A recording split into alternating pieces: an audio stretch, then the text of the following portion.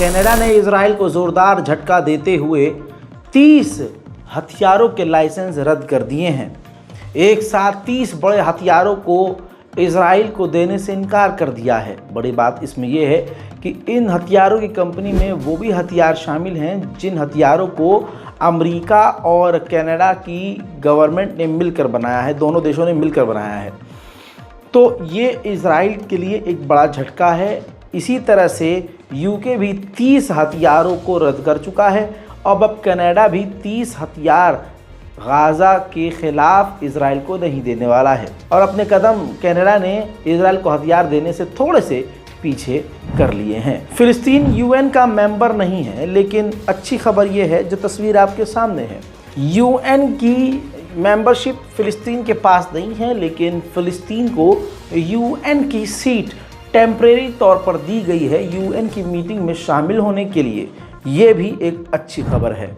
UK में pro Israeli जो संगठन है, इजराइल का जो ग्रुप है, उसने विरोध किया कि यूके ने जो इजराइल को हथियार देना बंद किया है ये सरासर गलत है और कोर्ट में याचिका दायर कर दी।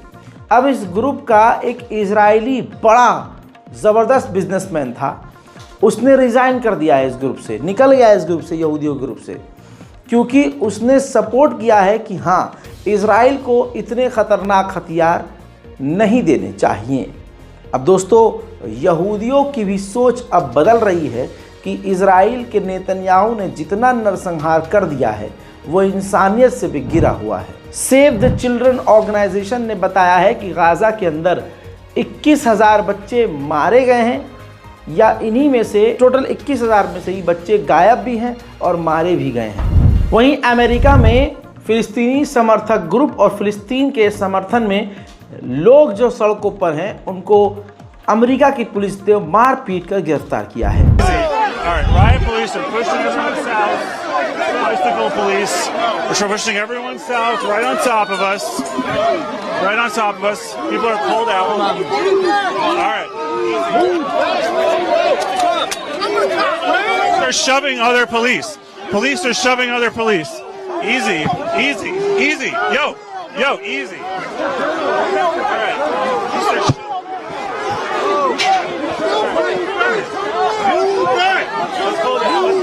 Let's get. All right. So the bicycle police. उधर इजराइल ने पूरी ताकत से लेबनान के कई इलाकों पर हवाई हमले किए हैं।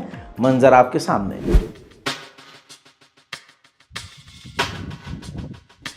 उधर अमेरिका ने हिजबुल्लाह संगठन पर और सख्त पाबंदियां बढ़ा दी हैं।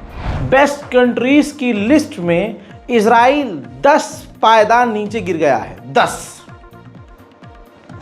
कभी इजराइल इतना नीचे नहीं गिरा, लेकिन अब टेररिज्म बेकार हो चुका है। इजराइल के खुद के लोग इजराइल छोड़ रहे हैं। इजराइल की कंपनियां बर्बाद हो रही हैं, बेरोजगारी बढ़ रही है, महंगाई बढ़ रही है, जिसकी वजह से इजराइल बेस्ट कंट्रीज की लिस्ट में से 10 पायदान नीचे गिर गया है।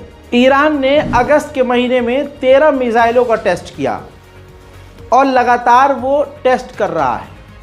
इंटरनल रिपोर्ट ये कह रही है कि ईरान ने जब इजराइल पर हमला किया तो उसके हमले सटीक नहीं थे। ऐसे में अब ईरान लगातार ड्रिल कर रहा है और टेस्ट कर रहा है अपनी मिसाइलों को, ताकि अब अगर इजराइल पर ईरान अटैक करे तो निशाना ना चूके। वहीं ईरान एक बात को बार बार घिस रहा है। ईरान के जनरल सलामी ने कहा कि हम इजराइल से बदला ज़रूर लेंगे, लेकिन ये नहीं बताया कि इस जन्म में लेंगे या 7वें जन्म में लेंगे। उधर यूएन ने एक बार फिर से जानकारी दी है कि इजराइल की बमबारी में हमारे 7 और स्टाफ मेंबर मारे गए हैं। मेरे दोस्तों, इजराइल ने एक लंबे समय के बाद हमास को एक बड़ा ऑफर दिया है कि आपके बदले हम गाज़ा के सारे हॉस्टेज वापस चाहते हैं। यानी यहिया सिनवार, हम आपको नहीं मारेंगे, आप गाज़ा से ज़िंदा सही सलामत निकल जाइए, और इसके बदले हमें गाज़ा के अंदर जो इजरायली कैदी हैं हमें वो सब चाहिए।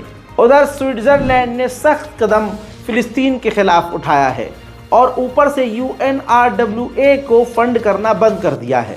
साथ ही स्विट्ज़रलैंड ने हमास को टेररिस्ट लिस्ट में डाल दिया है। उधर नेतन्याहू जॉर्डन के बॉर्डर पर पहुंचे और उन्होंने कहा कि यहाँ पर यानी बॉर्डर पर हम फेंसिंग यानी तार लगाएंगे जो कांटेदार होगी और दीवार बनाएंगे। अमेरिका ने इजराइल के पाले में कई अरब देशों को खरीद कर डाल दिया है। पहले सऊदी अरब को हथियार दिए और उसका मुंह बंद कर दिया।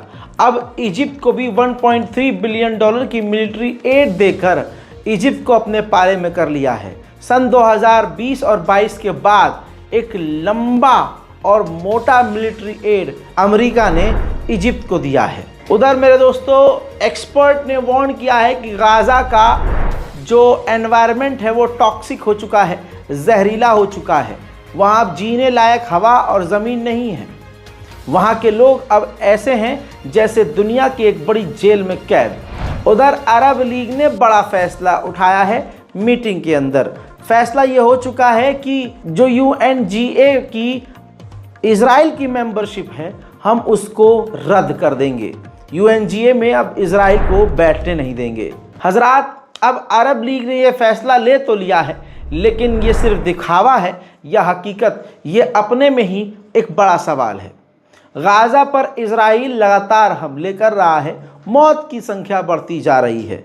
तमाम अरब देश खामोश हैं और सब के सब मुंह से ही नौटंकी कर रहे हैं। लेकिन ये नौटंकी एक तरफ और गाज़ा में मौत के आंकड़े एक तरफ। हजरात, इस बारकोड का इस्तेमाल कीजिए ताकि गाज़ा और फ़िलिस्तीन के लिए हम कुछ मदद कर सकें। इस रिपोर्ट को शेयर कीजिए और हमारे चैनल रज़ाग्राफ़ी अनस्क्रिप्टेड ये चैनल को सब्सक्राइब ज़रूर करें और इंतज़ार करें हमारे अगले अपडेट का। इससे पहले जो अपडेट दिया है मैंने, वो भी जाकर ज़रूर देखें। नेशनल प्राइम टाइम रिपोर्ट के लिए हमारे मेन चैनल रज़ाग्राफ़ी पर ज़रूर जाएं। दोनों चैनल पर लगातार अपडेट आ रहे हैं क्योंकि हालात सख्त हैं। जो सच बोल रहा है उनकी चैनल पर ख़तरा है। इसी वजह से मैं एक चैनल पर नहीं, दोनों चैनल पर एक्टिव हूं ताकि आपसे मैं जुड़ा रहूं और आपको खबरें देता रहूं। फिलहाल की इस स्पेशल रिपोर्ट में इतना ही। जल्द लौटूंगा और भी बड़ी जानकारियों के साथ। तब तक के लिए जय हिंद।